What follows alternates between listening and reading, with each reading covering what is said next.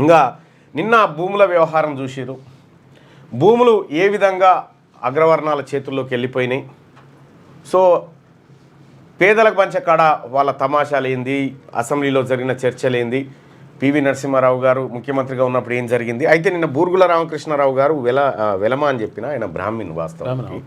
So అదొకటి జర నేను సరి చేసుకోవాల్సినటువంటి అవసరం ఉంది. ఇక ఆ అంశం నిన్న భూమిలో చూసారు కదా.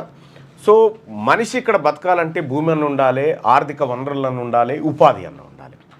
సో ఉపాధి సంగతి మీ అందరికీ తెలుసు. 1990 దశకంలో బీసీలకు రిజర్వేషన్లు రాగానే కేంద్ర ప్రభుత్వ సంస్థలన్నీ మూసేసుకుంటూ వచ్చిరుగా, ప్రైవేటీకరణ చేసుకుంటూ వచ్చిరు, అట్లా దెబ్బకొట్టిరు.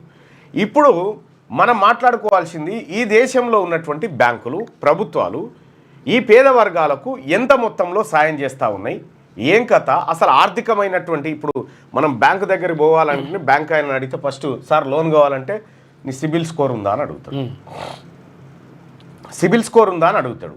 నిజంగా సిబిల్ స్కోర్ అనేది ఖచ్చితంగా ఉండాలనా? లేదు. ఆర్బీఐ గైడ్లైన్స్లో కానీ లేకపోతే ఈ భారత పార్లమెంట్ కానీ ఎక్కడ సిబిల్ స్కోర్ అనేటువంటి అంశం లేదు. కొన్ని బ్యాంకులన్నీ కలిసి ఈ బ్యాంకులన్నిటినీ కలిసి ఈ నిబంధన పెట్టుకుని సిబిల్ స్కోర్ అనేటువంటి నిబంధన. ఆర్బీఐ చెప్పినటువంటి మాట ఏంటంటే వాళ్ళ పరపతి వాళ్ళ బ్యాక్గ్రౌండ్ చెక్ చేయమన్నది, కానీ దాని ఆధారంగానే ఇవ్వమని చెప్పలే.